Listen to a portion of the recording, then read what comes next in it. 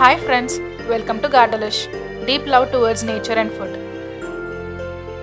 Welcome to episode 1 of traditional cake bake without oven. ఈరోజు వీడియోలో super సాఫ్ట్గా ఉండే ఎగ్లెస్ వెనిలా స్పాంజ్ కేక్ చేద్దాం. కావాల్సిన ఇంగ్రీడియంట్స్: మైదా, బేకింగ్ పౌడర్, బేకింగ్ సోడా, పెరుగు, sugar powder, vanilla essence, oil, పాలు. ముందుగా ఒక బౌల్ తీసుకుని 1.5 కప్ మైదా, 1 టీ స్పూన్ బేకింగ్ పౌడర్ మరియు 1/2 టీ స్పూన్ బేకింగ్ సోడా వేసి మొత్తం డ్రై ఇంగ్రీడియంట్స్ను బాగా మిక్స్ చేసి ఉంచుకోవాలి.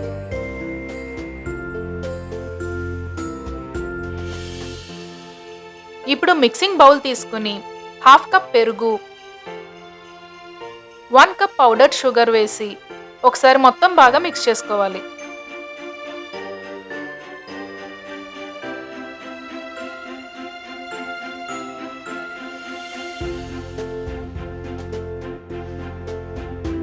ఇప్పుడు 1 టీ స్పూన్ వెనిలా ఎసెన్స్ మరియు 1/2 కప్ వెజిటేబుల్ ఆయిల్ వేసి మొత్తం బాగా మిక్స్ చేసుకోవాలి.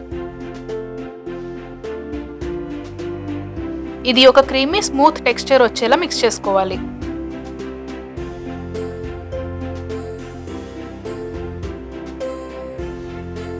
ఇప్పుడు ముందుగా మిక్స్ చేసి ఉంచుకున్న డ్రై ఇంగ్రీడియంట్స్ను వేసి ఒకసారి కలుపుకోవాలి.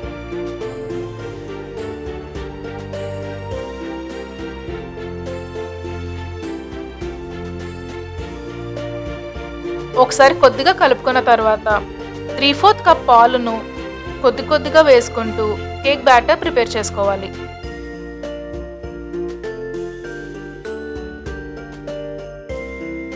మీకు ఈ మెజర్మెంట్స్ అన్నీ కూడా కింద డిస్క్రిప్షన్లో పెడతాను.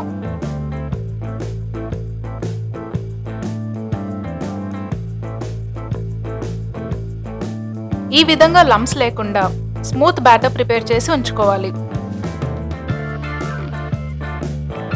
ఇప్పుడు బేకింగ్ మౌల్డ్ తీసుకుని నేను చూపించే విధంగా బటర్తో మొత్తం బాగా స్ప్రెడ్ చేసుకోవాలి.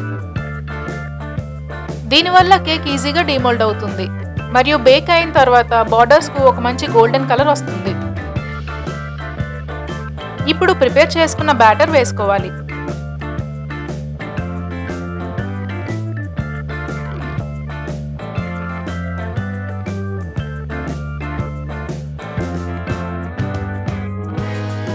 ఇప్పుడు బేకింగ్ మౌల్డ్ను కొద్దిగా ట్యాప్ చేసుకోవాలి. ఇప్పుడు స్టవ్ ఆన్ చేసి థిక్ బేస్ ఉన్న కడాయి తీసుకుని కొద్దిగా ఇసుక వేసి పెట్టుకోవాలి. ఇసుక వేడెక్కిన తర్వాత బేకింగ్ మౌల్డ్ పెట్టుకోవాలి. ఇప్పుడు స్టవ్ బాగా లో ఫ్లేమ్లో పెట్టుకుని ఒక 45 మినిట్స్ బేక్ అవనివ్వాలి. కేక్ ప్రాపర్గా బేక్ అవుతే నైఫ్ ఈ విధంగా నీట్గా వస్తుంది. ఇలా కూల్ అయిన తర్వాత తీసుకుని డీమోల్డ్ చేసుకోవచ్చు. బటర్ స్ప్రెడ్ చేయడం వల్ల ఇంత ఈజీగా డీమోల్డ్ అవుతుంది. ఈ కేక్ను బేస్గా తీసుకుని మనకు నచ్చే విధంగా ఐసింగ్ మరియు టాపింగ్స్ పెట్టి డెకరేట్ చేసుకోవచ్చు.